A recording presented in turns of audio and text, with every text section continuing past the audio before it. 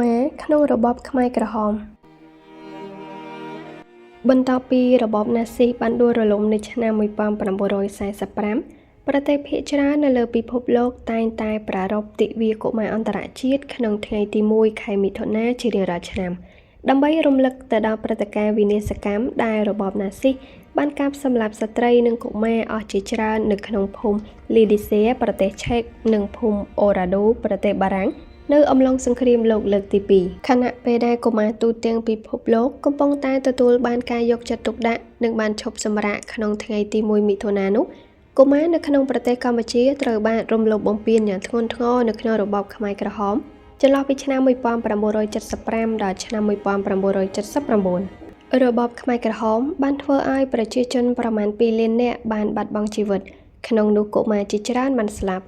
កុមារត្រូវបង្ខំឲ្យរស់នៅក្នុងកងកុមារដែលស្ថិតនៅឆ្ងាយពីឪពុកម្ដាយនិងធ្វើការងារផ្សេងៗដូចជារើសអាចម៍គោកាត់ទន្ទ្រានខេត្តប្រមូលលាមកមនុស្សដើម្បីធ្វើជីដាក់ស្រែរីឯកុមារក្នុងវ័យជំទង់ត្រូវបានខ្មែរក្រហមចាត់តាំងឲ្យធ្វើការធ្ងន់ហួសកម្លាំងដូចជាជីកប្រឡាយលើកទំនប់កាប់ឈើធ្វើផ្ទះធ្វើស្រែចម្ការនិងដឹកជញ្ជូនអាវុធទៅសមរភូមិជាដើមនៅក្នុងរបបខ្មែរក្រហមមិនមានសាលាបង្រៀនក្មេងទេគឺកុមារទទួលបានការបណ្ដុះមនោគមវិជ្ជាពី1ទៅ2ម៉ោងក្នុងមួយថ្ងៃនៅក្រោមដើមឈើឬក្រោមផ្ទះប្រជាជនហើយការអប់រំផ្ដោតសំខាន់ទៅលើចលនាបដិវត្តន៍កុមារត្រូវខ្មែរក្រហមចាត់តាំងឲ្យចូលបម្រើការងារជាកងឈ្លបនិងកងទ័ពនៅខណៈពេលដែលខ្មែរក្រហមធ្វើសង្គ្រាមតាមព្រំដែនជាមួយប្រទេសវៀតណាមក្នុងឆ្នាំ1977និងរយៈពេលពេញមួយឆ្នាំ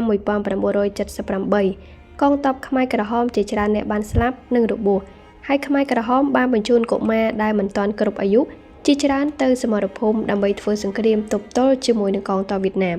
ជាលទ្ធផលកុមារមិនទាន់គ្រប់អាយុរាប់ពាន់នាក់បានស្លាប់និងរងរបួសរៀងសុភ័យភេទប្រុសអាយុ56ឆ្នាំសប្តាហ៍ថ្ងៃរស់នៅភូមិទួលប្រាសាទឃុំត្រពាំងតាវស្រុកអន្លង់វែងខេត្តឧត្តរមានជ័យ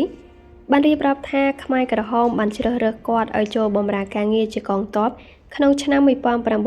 1973ខណៈដែលគាត់មានអាយុ12ឆ្នាំក្នុងរបបខ្មែរក្រហមសុភ័យជាកងទ័ពប្រចាំស្រុកកំរៀងក្នុងកងលេខ173ហើយគាត់ត្រូវបានចាត់តាំងឲ្យទៅការពារព្រំដែនខ្មែរដែលមានព្រំប្រទល់ជាប់ប្រទេសថៃក្នុងខេត្តប៉ៃលិនក្រៅពីការងារជាកងទ័ពសុភ័យបានធ្វើស្រែដើម្បីផ្គត់ផ្គង់ជីវភាពកងទ័ពនិងប្រជាជនប៉ុន្តែរបបអាហារនៅតែមានការខ្វះខាតសុភ័យបន្តថានៅពេលដែលគាត់មានអាយុ16ឆ្នាំខ្មែរក្រហមបានផ្លាស់គាត់ឲ្យទៅទប់ទល់ជាមួយកងទ័ពវៀតណាមនៅស្រុកស្នួលខេត្តក្រចេះតែក្នុងពេលនោះគាត់និងក្មេងៗដទៃទៀតមានតួនាទីរែកបាយឲ្យកងទ័ពខ្មែរក្រហមដែលប្រយុទ្ធនៅលើសមរភូមិមុខស្រីសូលភេទប្រុសជាកុមារម្នាក់នៅក្នុងរបបខ្មែរក្រហមដែលក្នុងពេលនោះសូលមានអាយុត្រឹមតែ12ឆ្នាំនៅពេលខ្មែរក្រហមចូលមកដល់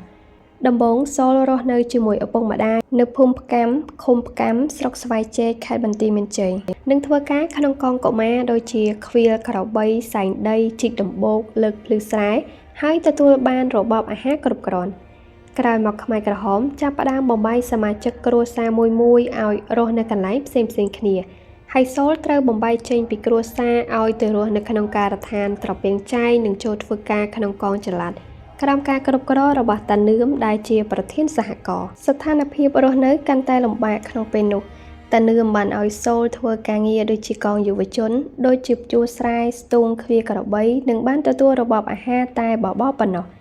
សូលប្រាប់ថាដោយសារតែការងារលើសកម្លាំងនិងអាហារមិនគ្រប់គ្រាន់បានធ្វើឲ្យមនុស្សស្លាប់ហើយភាគច្រើនគឺកុមារដែលមិនអាចគ្រប់គ្រងការលំបាកដោយមនុស្សជំទង់និងមនុស្សចាស់សូលបានបញ្ជាក់ថាខ្លួនមិនបានរៀនសូត្រឡើយក្នុងរបបខ្មែរក្រហមឆ្នាំ1975ដល់ឆ្នាំ1979រីឯមាសអេនភេទស្រីមានអាយុត្រឹមតែ10ឆ្នាំប៉ុណ្ណោះក្នុងរបបខ្មែរក្រហម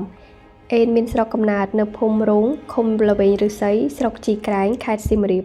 ហើយបច្ចុប្បន្នរស់នៅភូមិយាងត្បូងឃុំអន្លង់វែងស្រុកអន្លង់វែងខេត្តឧត្តរមានជ័យអេនត្រូវបានអង្គការចាត់តាំងឲ្យទៅធ្វើការក្នុងកងកុមារស្ថិតក្រោមការគ្រប់គ្រងរបស់ប្រធានកងឈ្មោះហាប់ដែលមានវ័យស្រកក៏ដែរអេននិងក្មេងៗដទៃទៀតតម្រូវឲ្យចូលរៀនជារៀងរាល់ថ្ងៃជាមួយគ្រូឈ្មោះលៀមរយៈពេល1ម៉ោងបន្ទាប់ពីបាយថ្ងៃត្រង់នៅតាមម្លប់ឈើដោយរៀនសរសេរតែលេខ0ឬលេខ1តែប៉ុណ្ណោះក្នុងមួយថ្ងៃមុនពេលចេញទៅរែកអាចគោ ចំពោះឡាយថៃភេទស្រីសពថ្ងៃមានអាយុ53ឆ្នាំរស់នៅភូមិថ្នល់តាតឹងឃុំអន្លង់វែងស្រុកអន្លង់វែងខេត្តឧត្តរមានជ័យបានប្រាប់ថានៅក្នុងសម័យខ្មែរក្រហមគាត់រស់នៅក្នុងកងចល័តកុមារហើយបានរៀនសូត្រតែ1ម៉ោងប៉ុណ្ណោះក្នុងមួយថ្ងៃហើយរៀននៅតាមលុបឈើក្រោមផ្ទះដែលគ្មានប៊ិចនិងសៀវភៅសម្រាប់សរសេរទេក្រៅពីរៀនគាត់ត្រូវទៅរេជីក្នុងមួយថ្ងៃឲ្យបាន50អម្រែកតាមការកំណត់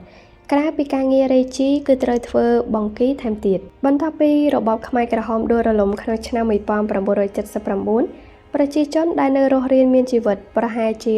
70% គឺជាស្ត្រីមេម៉ាយនិងបានបន្សល់ទុកកុមារកំព្រាប្រហែល 200,000 នាក់ដកស្រង់ចេញពីសៀវភៅឧក្រិដ្ឋកម្មបនវាទីអនុវត្តភាពនិយមចិនប៉េកាំងនិងបរិវារពីព្រោះនៅក្នុងរបបខ្មែរក្រហមបរិបភាគច្រើនត្រូវបានស្លាប់ដោយសារការសម្លាប់ការធ្វើទារុណកម្មជំងឺអត់អាហារនិងស្លាប់ក្នុងសមរភូមិកុមារបានជួបនឹងឧបសគ្គជាច្រើនបន្ទាប់ពីរបបខ្មែរក្រហមដួលរលំកុមារមួយចំនួនត្រូវជួយម្ដាយមេម៉ាយក្នុងការប្រកបរបរចិញ្ចឹមគ្រួសារនិងមិនមានឱកាសក្នុងការបន្តការសិក្សារៀនសូត្រឡើងវិញឡើយ។